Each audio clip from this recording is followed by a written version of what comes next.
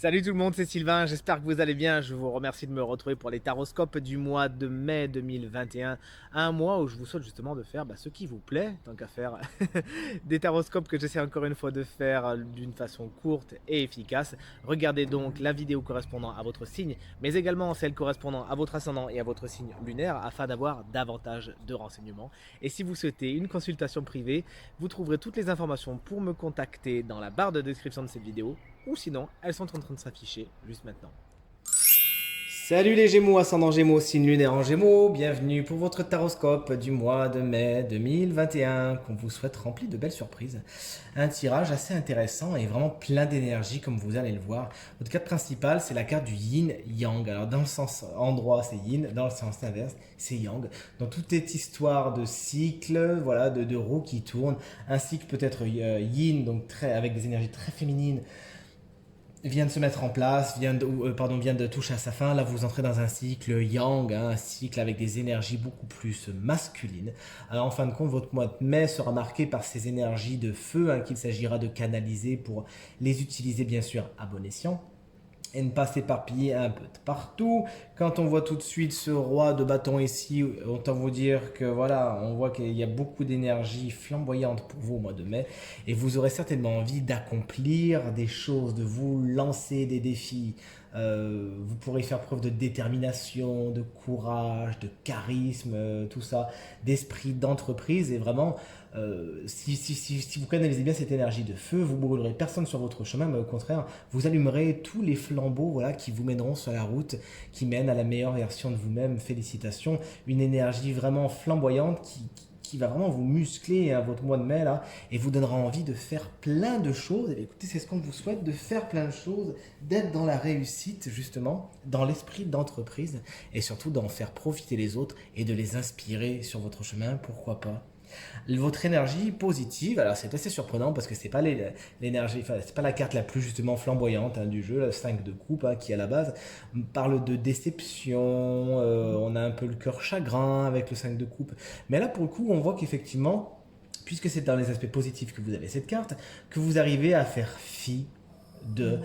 Traditionnellement, cette carte elle est représentée par 5 coupes, dont 3 sont tombées par terre. Et en fait, effectivement, quand on regarde le côté positif de cette carte, on peut vraiment penser au fait que vous arrivez à vraiment faire contre mauvaise fortune bon cœur au mois de mai et à rester positif en toutes circonstances, c'est-à-dire à voir ce que vous avez plutôt que ce que vous n'avez pas, à voir les 2 coupes qui sont debout plutôt que les 3 coupes qui sont en bas, vous voyez ce que je veux dire? Après, dans le sens positif, c'est peut-être aussi que beaucoup d'entre vous pourront aussi déverser un certain chagrin qui était retenu depuis un petit moment. Et cette carte, elle nous parle également de deuil. Peut-être que vous arriverez à faire des deuils au mois de mai. Il y avait besoin de les faire parce que de toute évidence, ils bloquaient une certaine énergie. Et ça m'étonne pas parce que si effectivement une énergie yin, vraiment avec de la douceur de l'introspection, est passée par là, nul doute que ces deuils ont pu se libérer justement et libérer quoi? L'énergie yang justement, cette énergie flamboyante qui pouvait manquer à certains gémeaux jusqu'à maintenant et qui vous permettra là du coup, puisque regardez ça fait un petit peu comme un siphon de baignoire là, hop là, vous enlevez le bouchon et tout ce qui doit partir part. Et c'est vraiment dans les aspects positifs, félicitations, vous vous délestez, vous vous allégez au mois de mai, ce qui vous permet d'accéder à d'autres énergies. Les énergies négatives sont représentées par le valet d'épée. Alors attention à tout ce qui est cancan, à tout ce qui est rumeur.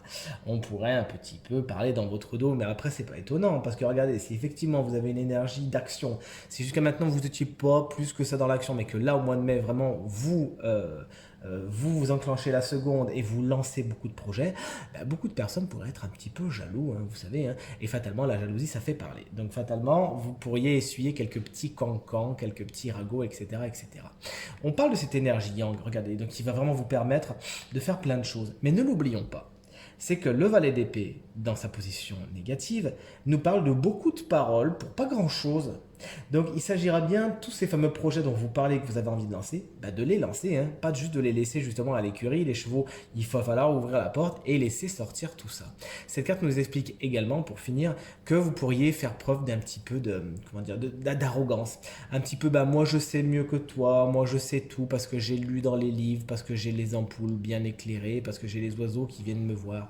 Non, non, sachez rester humble quand même et n'oubliez pas qu'on a toujours des choses à apprendre. Donc, même si effectivement pas mal d'expériences, pas mal de connaissances sont à votre disposition au mois de mai, utilisez-les pour vous et pas pour épater la galerie ou sinon éventuellement soyez de bienveillants professeurs.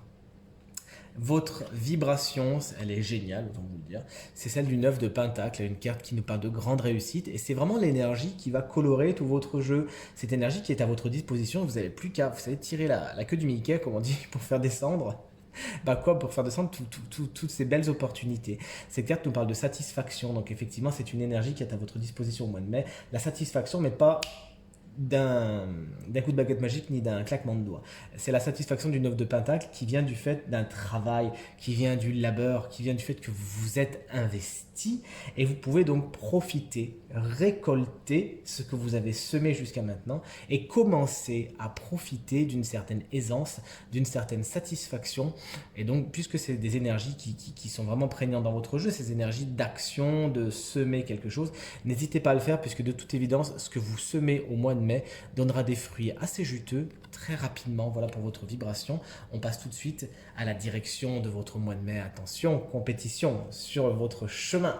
Vous pourriez donc rencontrer des adversaires plus ou moins redoutables. Attention, chers amis Gémeaux, effectivement, vous vous lancez dans certaines choses. Vous avez envie de fabriquer des choses. Pour certains même, moi je vois même des créations d'entreprises ou des choses comme ça.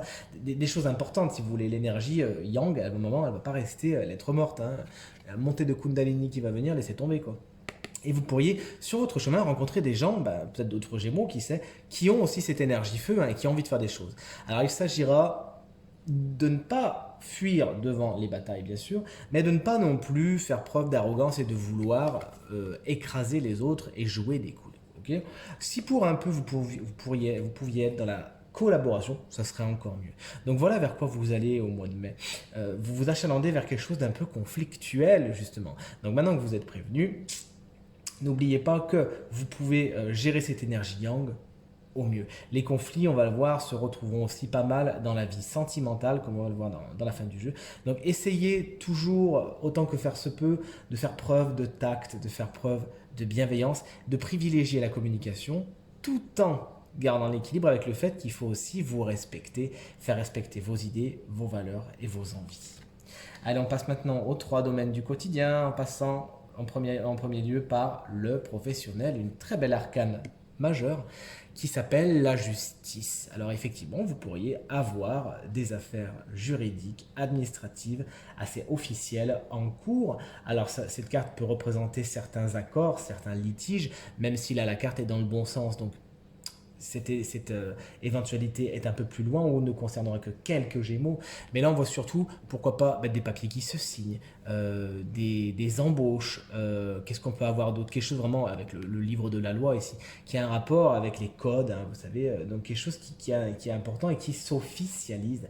Cette carte nous parle également d'équilibre. Si votre situation jusqu'à maintenant était un peu déséquilibrée au niveau professionnel, au mois de mai, vous aurez la possibilité justement d'équilibrer les choses. Alors attention, puisque c'est vrai que les arcanes majeures souvent disent que les choses nous échappent, donc il faudra aussi faire contre mauvaise fortune bon cœur.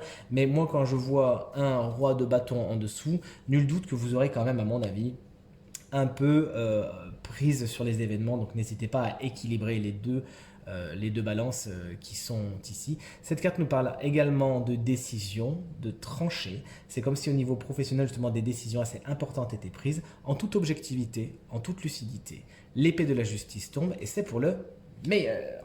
Allez, on passe au matériel et financier. Je l'attendais depuis le début, ce roi de bâton qui effectivement est complètement dans l'énergie feu qu'on voit ici et l'énergie feu qu'on voit ici. Donc effectivement, ce roi de bâton, c'est l'entrepreneur, celui qui crée, celui qui lance, celui qui inspire les autres. Et vraiment au niveau financier et au niveau matériel, vous pourriez justement investir de l'argent, pourquoi pas. Au niveau matériel, vouloir construire quelque chose. Alors ça peut passer de construire une cabane à construire une maison, on est d'accord.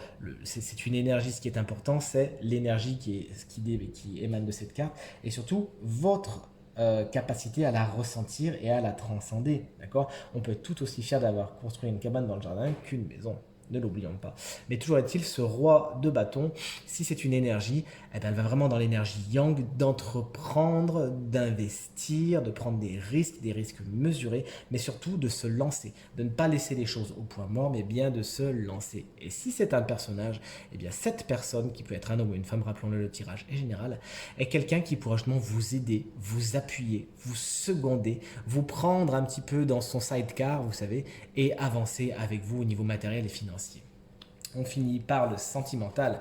Vous avez tiré la carte du diable. Attention, heureusement, elle est inversée. Attention quand même à tout ce qui est les vices, les tentations et tout cela, amis Gémeaux. Puisque c'est quand même un des messages du diable, que ce soit à l'endroit ou à l'envers. Le diable nous parle de vices, nous parle de tentations et nous parle d'addiction. De situations qui sont pas spécialement saines, disons-le clairement, malsaines, voire toxiques et nocive. Mais puisque la carte est à l'envers, on parle surtout de libération des chaînes. C'est comme si justement des relations qui étaient toxiques, des situations qui vraiment ne vous faisaient pas du bien, eh bien vous y mettez un terme. Ça y est, c'est terminé. La plupart d'entre vous arrivera à se libérer de ces chaînes, à retrouver un équilibre et à retrouver un certain contrôle. Puisque regardez, la carte du diable nous parle également de ça. Faites attention à ne pas donner votre pouvoir dans les mains de quelqu'un d'autre, parce qu'après, il ne faudra pas s'étonner que la personne en face puisse un peu s'en servir. Vous voyez ce que je veux dire? Donc attention à cela. Essayez toujours de rester dans l'équilibre au niveau sentimental, de rester dans le droit chemin et surtout de vivre des choses qui vous font du bien. Encore une fois, on a un roi de bâton au-dessus. Donc vous avez prise sur les choses, vous avez la possibilité d'agir sur les choses, vous n'êtes pas un jouet du destin. Donc du coup, sachez vous libérer de vos chaînes, mais surtout, tâchez de vous mettre dans des situations où, face à des personnes qui sont positives pour vous, qui sont bonnes pour vous, qui vous tireront pas vers le bas. Sinon, il vous faudra répéter peut-être certains schémas de comportement que vous avez répétés jusqu'à maintenant. Le mois de mai est un bon mois pour se libérer de ces choses-là justement et aller vers des choses beaucoup plus positives.